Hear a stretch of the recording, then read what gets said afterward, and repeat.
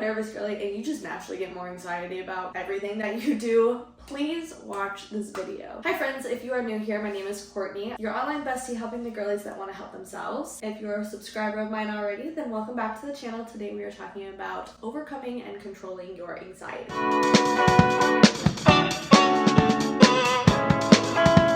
I want to start this video by saying that if you are nervous about something, please do not shy away from it. That is going to be your biggest takeaway from this video. Let me break it down and explain to you why. I am a shy girly at heart, okay? I grew up being very nervous about everything. I was nervous about having conversations with people. I was nervous about people noticing me. I was really scared about just being embarrassed for literally no reason. And to the point where like I just wouldn't even call people by their names, even if I knew it, because I was scared that they would like laugh that I was being so direct as a child. I vividly remember not calling my uncle by his name if I wanted his attention when I was like 6 years old, because I was scared of calling him his name. Like I knew his name, obviously he was my uncle, but if I wanted his attention, I wouldn't call his name. I would go around in front of him and be like, you want this? Or whatever it was. That's ridiculous. I had anxiety. I still do. I have a very anxious mom, probably where I get the majority of my anxiety from, especially about just little things. I want to preface this video that I don't take any medication for my anxiety because I've learned to control it to the point where it's fine, like I'm okay. I can live my day-to-day life without having this crutching of anxiety. But if you are a type of person that you have done all these practices that I share with you and you still cannot seem to just like live your life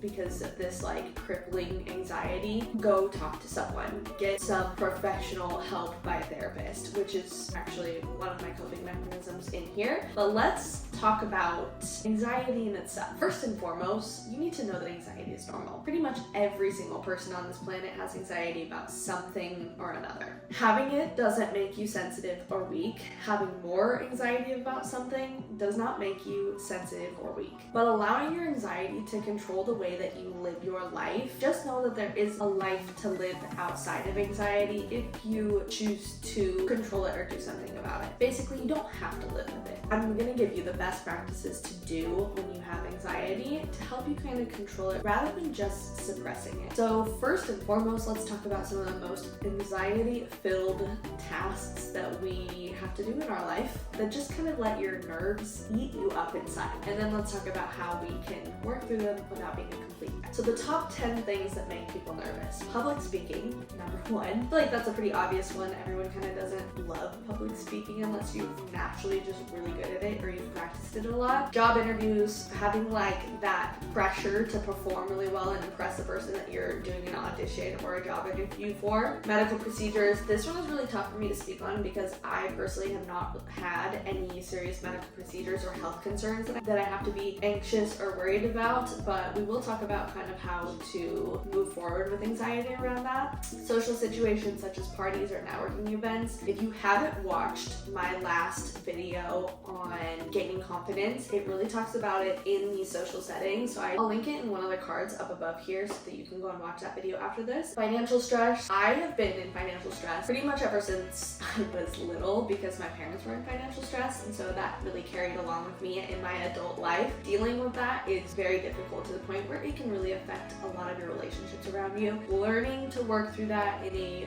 healthier way is very important. We'll get to that. Academic exams. This is actually one of the biggest reasons that I am not in school, is because academics really scare me. I was always very nervous and did not perform well on tests. Even if I knew the knowledge, I just would not perform on tests well because I would get test anxiety. Relationship issues. Another one of my biggest anxieties in my life. God knows that I've been through a lot of relationship issues in the past, but we will get into how I've dealt with them in the healthiest way possible. Traveling. A lot of people have so much anxiety about traveling, especially like flying. I used to get a lot of anxiety about flying. I know my mom is the type of person where it's not that she doesn't like traveling, it's just that she gets really anxious about traveling to new places because she's in fear of being out of her element and not knowing where to go in case of an emergency. Health concerns, like I said before, that's something that's really hard for me to speak upon because I've never had to deal with it personally, fortunately. And then lastly, parenting. Again, I can't really speak on about it a whole bunch. I have lovely nieces and nephews, but I personally am not a parent yet. So a lot of people do get anxiety about becoming a new parent, which is totally understandable. You're literally shaping the minds of the future, but facing those challenges and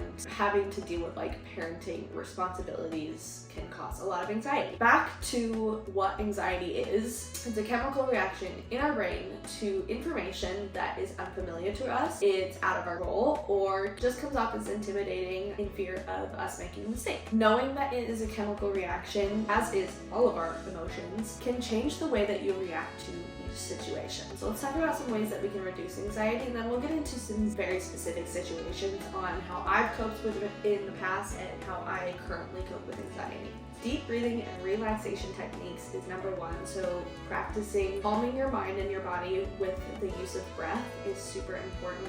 Using stuff like meditation can really help calm your anxieties, and probably one of the things that I got into very first as an adult living on my own in a new city without my parents and support of like close friends and family. Exercising regularly, this can actually decrease your stress hormones and boost your endorphins. So it takes off that stressfulness in your body and then boosts your endorphins, which is like your happy moods. Having a healthy diet, this is super important. A lot of people don't think about it, but like if you're constantly eating foods that do not support you, you're going to naturally have more anxiety. And so eating nutritious foods that support your mind and your body is going to help, but also getting rid of things like over caffeinating drinks and alcohol causes so much stress. That's probably one of the biggest reasons I do not drink very much anymore. Like I'll drink every once in a while and have fun with my friends, but it is not a regular thing. It's a very occasional event focused thing that I do to have fun with my friends. Dealing with the anxiety of the aftermath of drinking is what really ruined it for me, because I needed to be productive and it prevented me from doing that the next day after drinking. Adequate sleep. If you're not getting enough sleep, it can fuck up everything in your life, because there's so much to getting adequate sleep as well. Having a good routine, night routine and morning routine, to make sure that you're going to bed at a decent time, making sure that your circadian rhythm is on an actual rhythm, like it's on a routine to getting the best sleep possible. There's a lot of things that people do that they don't understand that it genuinely affects your sleep. One of those is like watching too much TV before bed. Being on your phone before bed can cause shitty sleep and make your whole next day just not as productive, which can cause more anxieties, etc., etc. Limiting stress, being able to identify things that are stressful in your life. Maybe it's a person, maybe it's a place that you're at, maybe it's a relationship that you're having, or a circumstance that's going on in your life. Being able to be aware of that and seeing if you can take any steps to get rid of those stresses can be hard, but also very, very worth it in the end. Therapy, if you are the type of person that you've tried everything else and you just genuinely can't grasp your anxiety and it's just like crippling you, please go talk to a therapist. They are there to help you. They're a medical professional that they have learned the ins and outs of your brain and why you think the way you think. They are there to help you work through the thoughts that you have and why you're having such anxiety. Social support, having a good support team, friends, family, colleagues, making sure that the people that are around you genuinely care for you. Don't make friends that are not there for you or don't have your best interests at heart. If you have a smaller group of friends that genuinely care and check in on you and want to make your life easier, just being in your life, like those are the people that you should strive to have in your life. Cut out all of the bullshit and the people that don't affect your life in a positive way. Limiting media consumption, going back to like your sleep schedule, limiting things like TikTok and being on social media so much is going to reduce your anxiety, because then you're not like stuck there comparing yourself to other people and what they want to provide on the internet. That's like genuinely a fraction of their actual lives. Another thing that you can do, and this is me personally, is something like politics and the news have always really made me nervous. Even as a kid, like my mom would have the news on in the morning and it would send me into my day being super anxious of what was going on in the world, and I just genuinely cannot handle that. There are so many people out there that can change the effects of what what's going on in the world, and I'm not one of those people that can do that or without harming who I am. So I personally don't watch the news or partake in politics because it gives me too much anxiety and I cannot function as a normal human being. To each their own on that too. Don't ever shame someone for doing that. Yes, there's a lot of shitty things going on in the world, but not all of us can have the capacity in ourselves to take that in and not let it affect us internally. Setting realistic goals. Say you have a big goal that you want to accomplish in your life, but having that big goal sets a lot of anxieties that you don't know how to overcome. Setting realistic intentions and goals that like lead up to that is the best practice to obtaining that goal, but also going through it without having so much anxiety because it's not unrealistic. Mindfulness and relaxation. This is the best tip I have for dealing with anxiety. Mindfulness specifically. So anytime I have anxiety, I whip out my journal and I write about it because it's best to find practices that ground you in any circumstance, because you're always going to have to deal with some sort of nerve-wracking situation in your life. So learning the best like thought paths to have in those circumstances is going to save you a lot of overthinking and a lot of anxiety and just nervous behavior in general. So like I said, most valuable technique in my personal opinion is practicing mindfulness. A really easy way to do this is journaling your emotions and expressing your anxiety. Writing out your emotions can help you understand what you're feeling and why you are feeling them, and then you can find an easier way to break those down, whether it's setting a more realistic goal, limiting media beliefs, creating a better social support system. Like genuinely, this relates to every other technique out there because you're aware of what anxieties you're having and why, and then you can better cope with them to each of their needs. And like I said with the thought paths, it's a lot easier to understand why you're having this thought or this anxiety and then figure out a way to calm yourself down from that with a thought path. That way next time it's brought up or you're in that circumstance or a similar circumstance, you can be like, okay, well, I know how to talk myself down from being this anxious, so I'm going to use the thought path that I've practiced in order to do so that I can go about it in a calmly manner. The biggest thing I've learned about dealing with anxieties is to not run from them necessarily. Don't suppress your anxiety. Learn to grow from it because you can genuinely grow tremendously. Don't turn down opportunities that scare you because that is where you can rise above and genuinely create huge change for the better in your life. An example of this for me that I always come back to is dance, because I was a dancer growing up, and when I was a freshman and sophomore year in high school, I was doing competitions and I would feel so sick to the point where I'd be like over a trash can behind stage before I would go out and perform my dance, and I hated that feeling. And then my junior year I got on a dance team for high school and I was like, you know what, I'm done feeling like this. I can't just sit here and feel like I'm gonna throw up right before I have to go out on stage every single time. Like it's hurting me so much that I don't know what to do with it. And so I suppressed it and I was like, if I just don't care about it, then I'm not gonna get nervous. That was the dumbest thing I've ever done. No one told me not to do that, and I wish I didn't do that because I would have grown so much farther as a dancer if I learned to deal with my nervousness and deal with my anxieties and grow from it rather than suppress it. I would not care, so I wouldn't practice my dances. Whereas if I instead were to practice my dances more and care more about it and show energy and put more energy into it, I would have grown as a dancer, and that would have escalated a lot of things dance-wise in my current life, because there's so many things that I want to do with dance that I'm like, fuck, I really should have just gave a shit about it more when I was in high school, but instead I was too nervous to mess up in front of everyone, so I suppressed it. Let's get into some specific situations where you can overcome anxiety and become more confident and control the situation at hand. Public speaking. I talked about this a lot in my last video, so if you go watch that, you'll understand my feelings on the whole situation, because I really feel like it stems down from like high school, middle school. Realistically, you're not going to be asked to public speak unless it's in your field, and it's never going to be about something that you don't care about unless you're in school. In school, they make you do public speaking in front of your classmates to practice public speaking for the future, but realistically, you're not ever going to public speak unless you're in a field that makes you give presentations to people, and it's always going to be about something that you're passionate or that you have a lot of knowledge on, which really eliminates a lot of the fear of public speaking, especially if you work in a field that you know how to converse with people. Like I said, I go over this a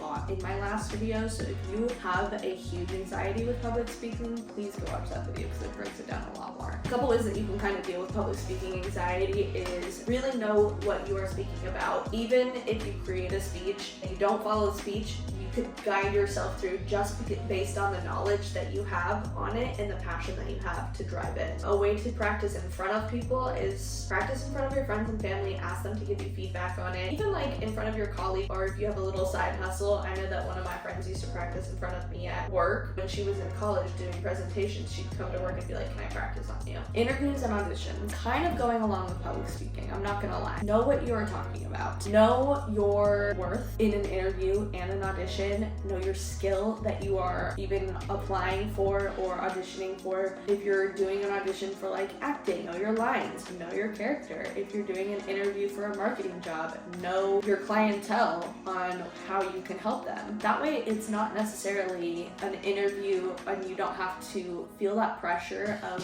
what you can provide. You just know. You're confident in your skill of what you know and how you can provide, and you're giving them the best reasons why. Respect yourself enough to know your worth and show that side of you to whomever you're auditioning or interviewing with. Financial stress. This one is hard. I experienced financial stress the most this past year, and if you don't control it or get it under control, it can really affect your relationship. A lot of people in relationships break up because of financial stress if you don't know how to communicate with your partner well enough. And so I think the best advice on this is that have a good support system that you can talk to. So friends, family, your significant other, making sure that you know that if you are in financial stress, you have someone to talk to about it, doing whatever it takes to relieve it. If you have to go get a second or third job for the time being to make up for your financial issues, do it. Don't half-ass and be lazy and just sit around. Change the narrative. The best thing that I could do at this circumstance, because without sharing too much of my personal life, like we were in a financial stress and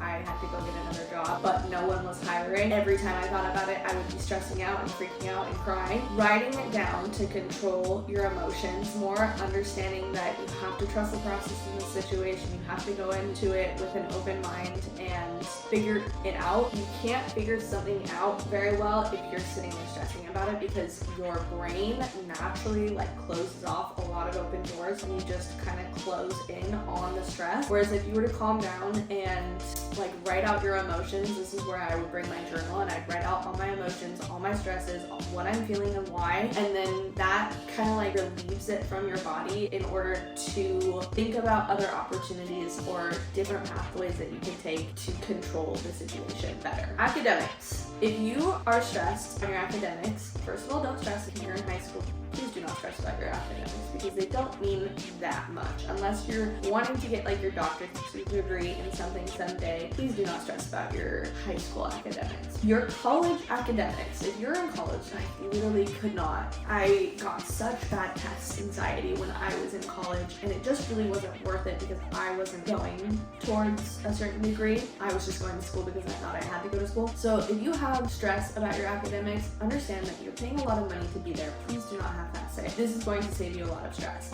Second of all, understand your best ability to learn. So me personally, I'm a bodily kinesthetic learner. I do best by doing the thing rather than listening to a professor just lecture about it, which is, by the way, scientifically proven that that is the worst way to learn about something. I don't know why all of our colleges are just like that. I personally think that they're just too lazy, and we're paying a lot of money to listen to just a teacher talk about something for an hour and a half, depending on how long your class is. I think that they should very much design each class towards each ability to learn. That's besides the point. Basically, for academics, if you're struggling to learn something, try transforming it into your learning style to relieve the anxiety of not being able to learn it. And then for tests and stuff like that, make sure you just study. I know that's kind of doesn't help all that much, but you really don't need to stress about academics as much as you think you need to. If you do the work, you're gonna get results. It's when you don't do the work and you fuck off in college, but you're still paying for it and you're hoping that you're gonna get a good grade so you can pass whatever class in order to get whatever internship, then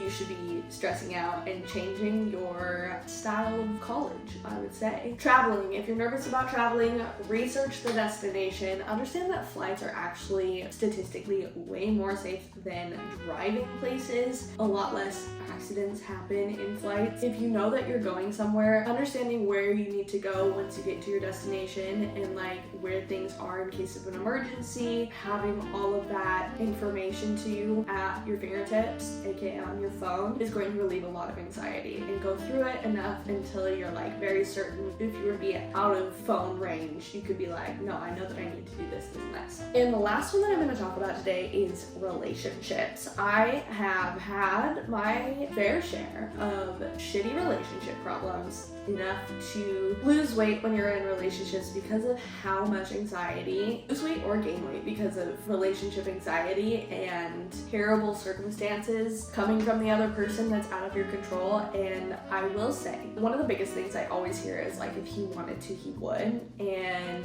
if he is going to, like, let him. Even though those are things that you can logically think about in your head, it's really hard to get over the emotional attachment to the idea of someone. Wanting them to do better, but they're really not. Wanting them to do these things, but they really don't. In my personal opinion, resolving anxiety regarding relationship situations is working on yourself, doing everything that you can do to improve yourself, and if they're still gonna fuck it up, it sucks, but take it as a learning lesson. Work through the anxiety by writing out your emotions. It's going to be the best way for you to understand what you're feeling and why you're feeling them. And in my opinion, find an ick. Like, find something that really makes you feel disgusting when you think of that person. And that is my best way into coping with the situation. Because if I feel a lot of anxiety and I find an ick, anxiety just goes away.